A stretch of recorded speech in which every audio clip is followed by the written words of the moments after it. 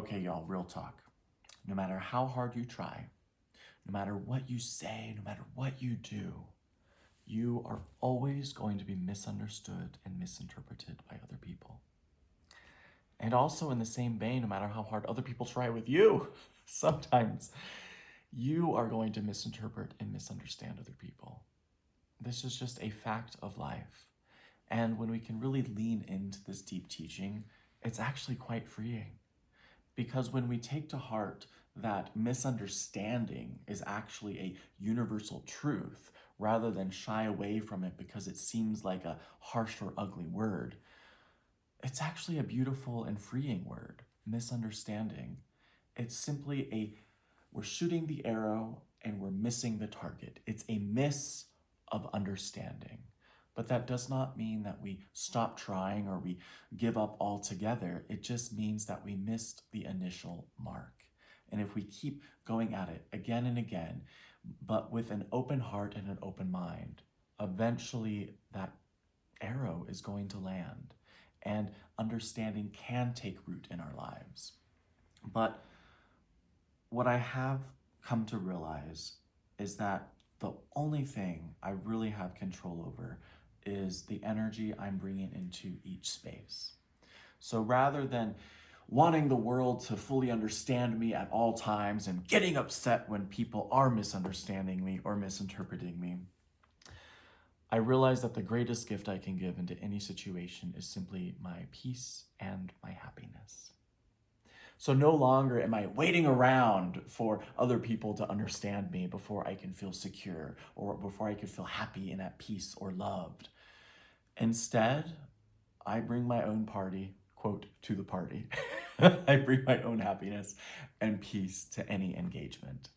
And yeah, it might sometimes suck that other people, I may not see them making the attempts at those misses of understanding, but I can at least rest easy and know and have some solace that I am doing my best on a regular basis to realign those misses. Because when we can give each other a little bit more grace, it makes life that much more enjoyable. So today, I'm going to be exploring the virtue of humility in my book, Heart of Humanity. And that quote I started with regarding misinterpretation and misunderstandings is actually from my book in this chapter. So we're going to go do a deep dive into this and see where it takes us. Stay tuned.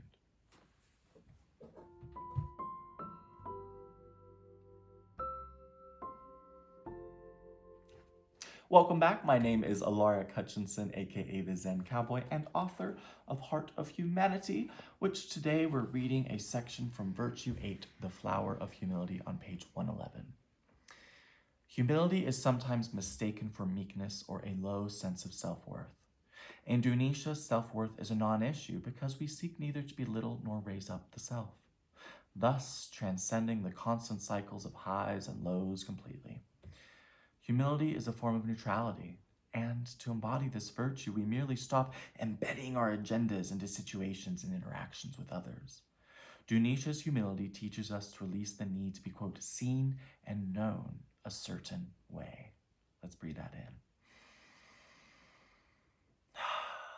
So all of those sentences have some juice to them, but I want to just highlight today that transcending this whole needing to belittle or raise up the self helps us kind of exit that endless cycle of highs and lows. I'm always fascinated where, we often only apply humility to arrogance and pride, but I also like to apply humility to self-pity and self-criticism.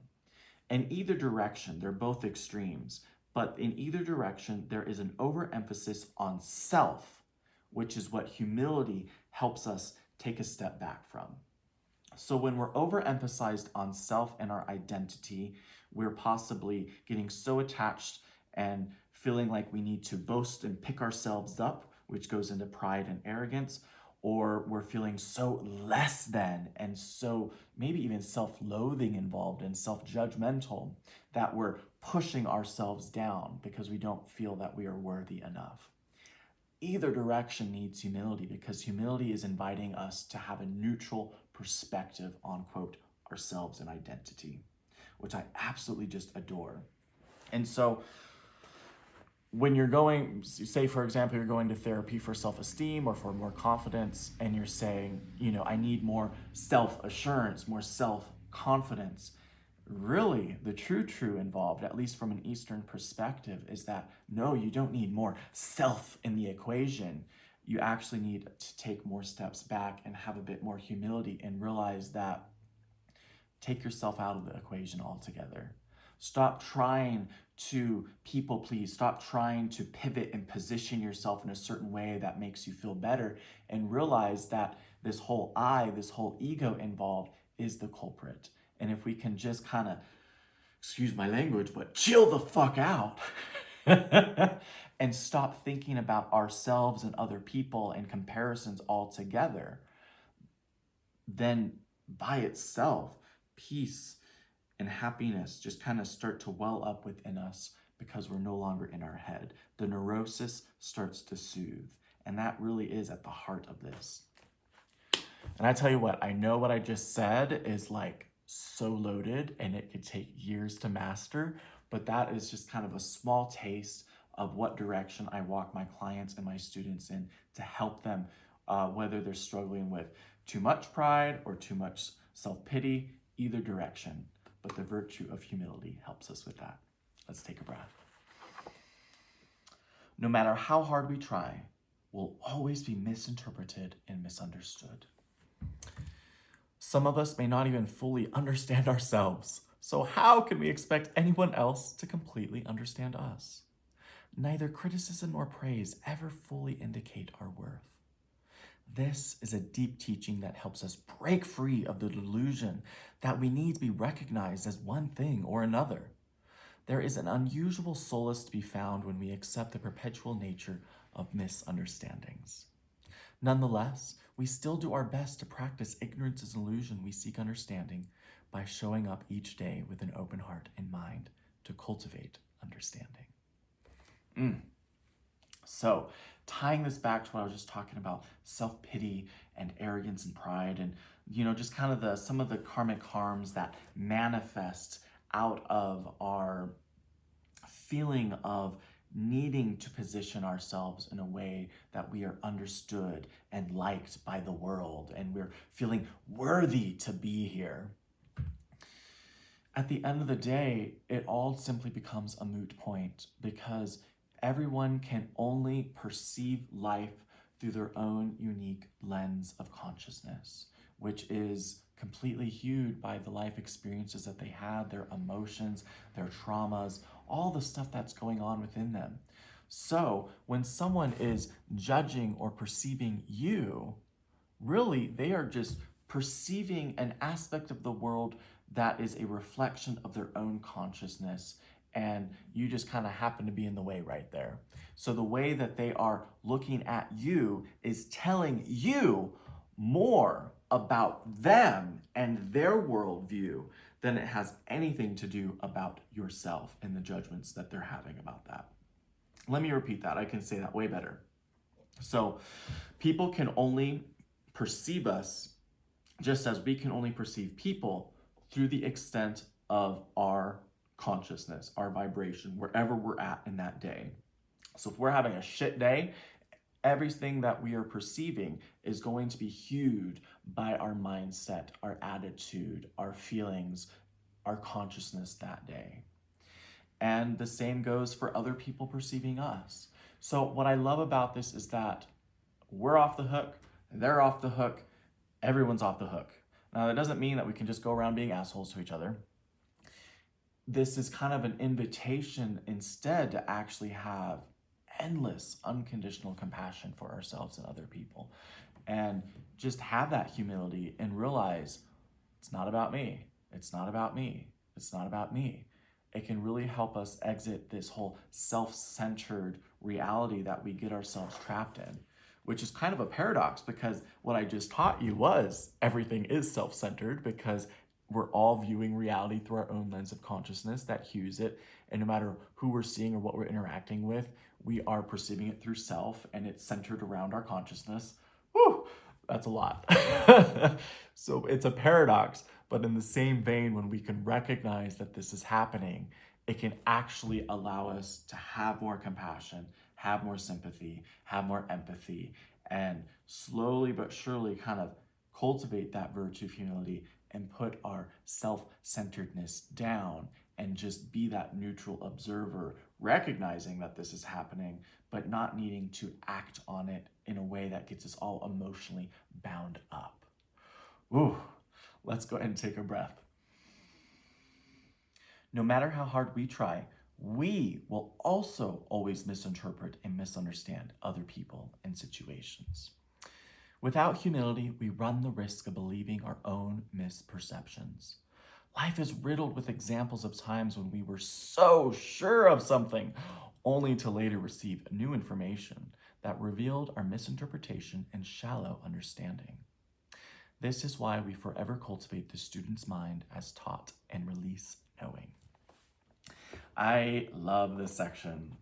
I cannot tell you how many times in my own experience to where I was so certain of something and I felt so strong and emotional about it. It was making me feel one way or another, bent out of shape, I'll just say.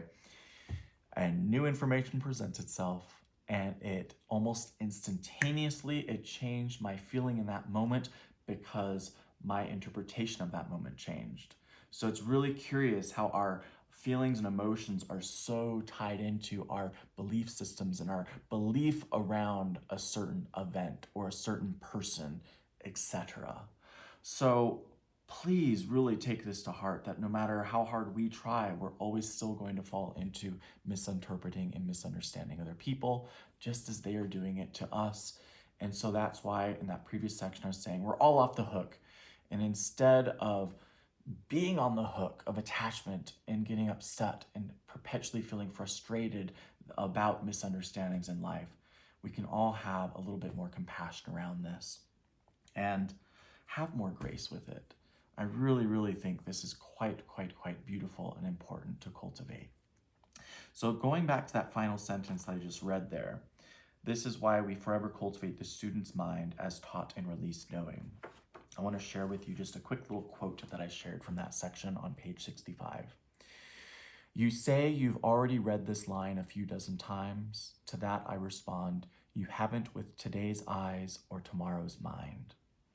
And what that references is we're constant learners. We always have the student's mind. And even if we've read something or practiced something 100, 1,000 times, we haven't today with today's eyes and today's ears and today's mind. Every moment is a new moment. And so we can't always hold on to the past mistakes of either ourselves or other people, because every new moment is a new moment. And we should, I never want to use the word should because that's a judgment, but I invite us to look at today and the situations at hand, even the past, through a fresh lens of said compassion, of humility, and possibly when we can do that, we can return to our grace, we can return to our humanity, we can return to our peace and our loving state. So, good stuff. Whew. Yep, we're always going to be misunderstood, and we're always going to misunderstand other people. So, with that knowledge in hand, what are we going to do with it? At least for me, I am going to practice peace. I'm going to practice happiness and really allow that propel me forward with giving people and giving myself a bit more grace. So if you liked today's video, please give it a thumbs up. That really helps the algorithm put it in front of more people. So does commenting, so does subscribing and all that jazz. And plus, I just love hearing from you all and hearing the thoughts on how you're liking these videos and how they're landing. And please, if you ever have follow-up questions, post them in the comments below. I'd love to get back at you. Until next time, y'all have a great week. Mwah.